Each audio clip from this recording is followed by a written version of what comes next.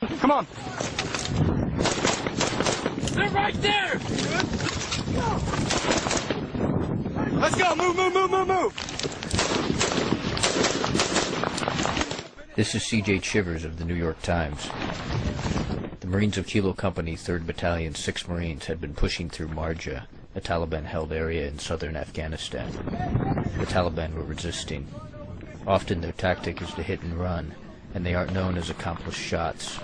But on this day, they massed and attacked 2 Marine platoons. They also had at least one man with them the Marines considered to be a sniper, which was unusual. Hey, Bennett! The tree line in between both the buildings! Look at the tree line right in the middle of that! Deep where those impacts just were, they're squirting both ways! The squirters, as Sergeant Brian Rogers, a squad leader, called them, were Taliban fighters a few hundred yards away, trying to escape across the open steppe. The sergeant ordered several Marines, including Lance Corporal Travis Vicolo, who was 20, to suppress the Taliban positions with gunfire. I want you low, though, Vicolo. I got it. Hey, At least one sniper, maybe more, was adjusting his shots.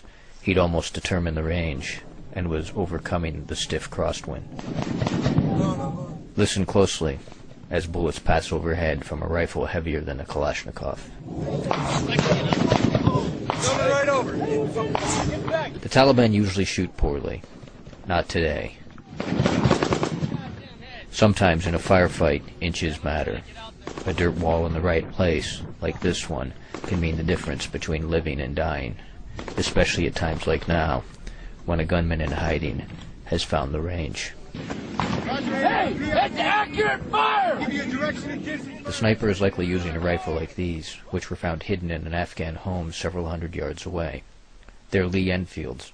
One was made in 1942. In the right hand, it's still deadly. The Marines here were working on a clear, an early step in the phases that now define American counterinsurgency doctrine.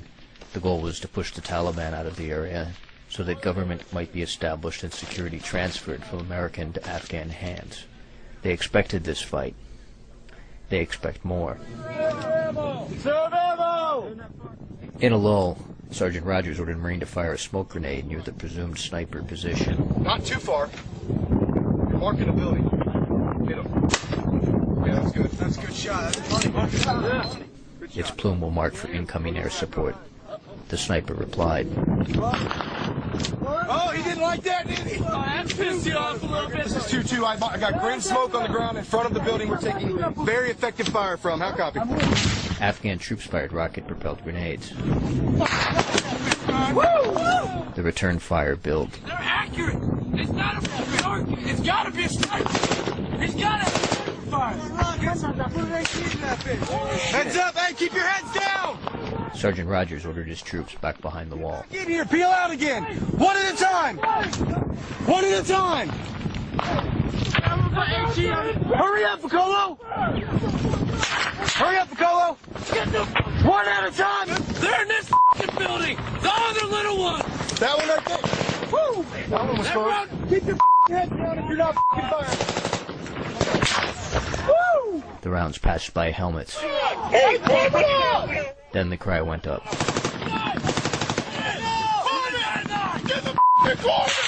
got it. A Marine had been hit. Keep going, lift it. Push, Vicolo. It's Lance Corporal Vicolo. Though he had barely been exposed, Lance Corporal Vicolo had been shot through the shoulder. His bad luck was mixed with good. The round missed the bone. This was his second combat tour. He's the son of a Vietnam veteran. At first there was dread, but as his friend sensed his luck, the jokes began. Vicolo was lucid. He gave his medical tagging information. KV 4647 OPAWS. What is it? KV 4647 OPAWS. Had the bullet struck Vicolo an inch to the right, it would have shattered his shoulder joint, changing his life. 7 OPAWS.